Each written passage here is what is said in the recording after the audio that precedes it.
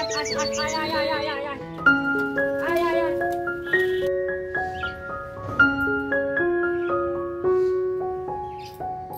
রাধে বন্ধুরা, শুভ সকাল। বন্ধুরা তোমরা কেমন আছো? আশা করি তোমরা যে যেখানে আছো সবাই খুব ভালো আছো, সুস্থ আছো। লালটুকুন্তি কিচেন অ্যান্ড ব্লগ চ্যানেলে তোমাদের সবাইকে জানাই স্বাগত আর অনেক অনেক ভালোবাসা। তো আজকের হচ্ছে সোমবার, শ্রাবণ মাসের দ্বিতীয় সোমবার। তো আমি পুজো করব, রেডি হয়ে গেছি। তার আগে পায়রাগুলোকে একটু খেতে দিয়ে দিলাম। তো আজকে সব কিছুই আমাকে করতে হবে, বাসন মাজা থেকে ঘর মোছা। সকালবেলায় ছেলে আর বর্মশাই খাওয়া দাওয়া করে বেরিয়ে পড়েছে।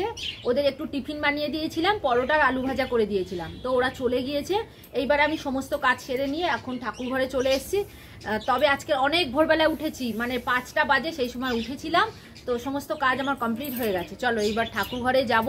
তো আজকে শ্রাবণ মাসে বাবার মাথায় কি কি অর্পণ করব, কি কি শস্য অর্পণ করব, সবটাই তোমাদের দেখাবো। তো চলো ভিডিওটা এইবার শুরু করি। মানে ব্লগটা এখন থেকেই শুরু করছি। আর সারাদিন যা যা করবো সকাল থেকে করেছি সেগুলো তোমাদের সাথে শেয়ার করা হয়নি, কারণ ব্লগটা অনেকটা বড় হয়ে যাবে। তো চলো ওরা ততক্ষণাৎ খাক, আর ওদের না খেতে দিলে ওরা বিরক্ত করে দেবে, মানে মাথার উপরে ঘুরবে, তোমরা তো জানো। আর এই সময়টা ওদের খাওয়ার সময়, ঠিক ওই 9:30 9টার দিকে ওরা খায়। তো ওদের খেতে দিয়ে দিয়েছি। তো তোমরা সাথে থাকো, আশা করি আজকের ব্লগ তোমাদের খুব ভালো লাগবে। তো এখন ওয়েদারটা দেখছো মেঘলা হয়ে আছে। আজকে কিন্তু সেইভাবে সূর্য ওঠেনি ভালোভাবে। কালকেরও বৃষ্টি হয়নি, কিন্তু মেঘলা আছে, দেখছো ছাদও শুকিয়ে গিয়েছে। তো এইবার বাসনগুলো বের করে নিই, এবার এক এক করে মেজে নেবো। আর আজকে সকালে উঠেই কিছুটা ভিজিয়ে দিয়েছিলাম, মানে ছেলের কিছু জামা কাপড় ছিল, ও ওই যে কলেজ গিয়েছিল, তো রবিবার আমার কাচা হয়নি, তো আজকে কেচে দিয়েছি, দিয়ে সেগুলো মেলে দিয়ে স্নান করেই এসেছি। আবহাওয়া খুব খারাপ, মেঘলা করে আছে, তবে প্রচণ্ড গরম পড়েছে জানো তো। জামা কাপড় এক্ষুনি শুকিয়ে যাবে। আর ছাদ তো শুকিয়ে গেছে, তবে ওই ধারে ধারে একটু আধটু ভিজে আছে আর কি। ওই যে গাছপালাগুলো থাকে ওখানে একটু একটু ভিজে থাকে। আর যেহেতু গাছের ওই টবগুলো থেকে একটু আধটু মাটি পড়ে, তো ওই কারণে ছাদটা একটু ভিজে থাকে। তো যাই হোক, এখন আমার বাসন মাজা হয়ে গিয়েছে, এইবার বাসনগুলো ধুয়ে নেবো।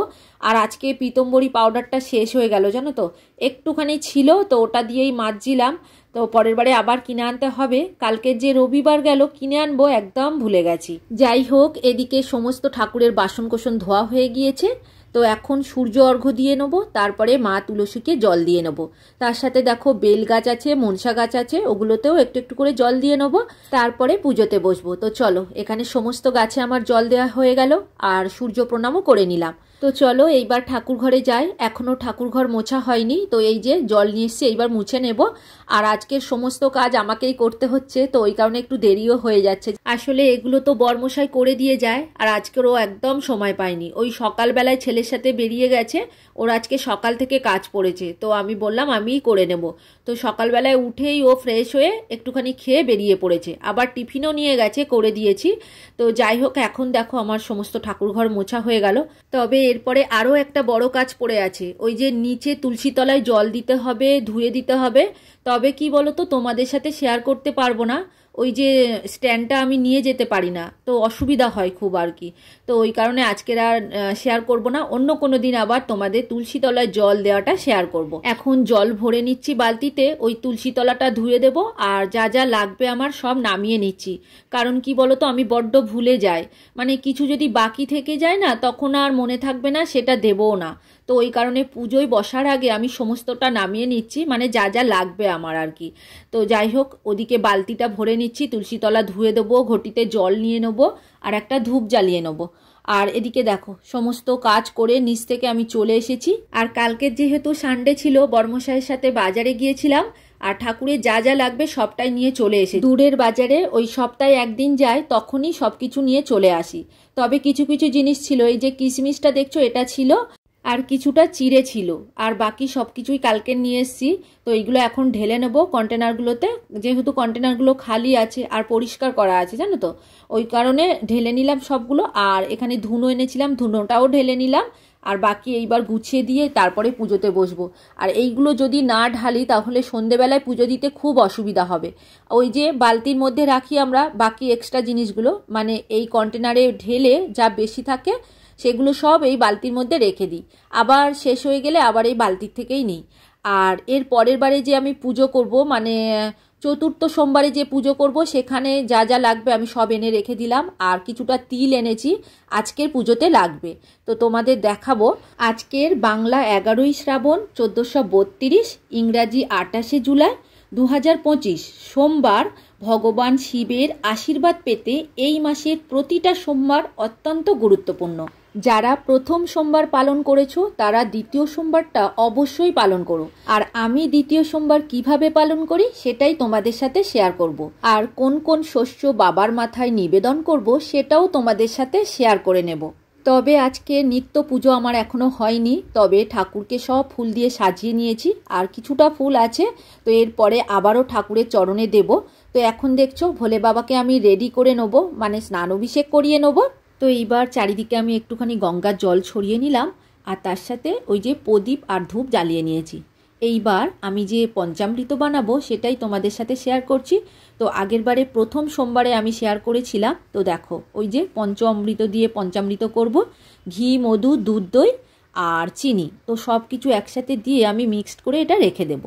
তো তার সাথে আরও একটা ঘটি নিয়েছি, সেটাতে এবার দেবো প্লেন গঙ্গার জল, আর তার সাথে এই 2 ফোঁটা মতো অগরুত দিয়ে দিলাম। এইবার বেলপাতা দেব, ওই যে পঞ্চামৃতের মধ্যে দিলাম একটা, আর গঙ্গার জলের মধ্যেও দিয়ে রেডি করে রাখলাম। এখন বাবাকে স্নান অভিষেকের আগে একটুখানি ঘি মধু মাখিয়ে নেবো। তো আলতো হাতে বাবাকে ঘি মধু আমি মাখিয়ে নিচ্ছি। আর অবশ্যই নন্দীরাজকেও ঘি মধু মাখাতে হবে, ইনি তো বাবার বাহন, তো এনাকে অবশ্যই মাখাতে হবে ঘি মধু।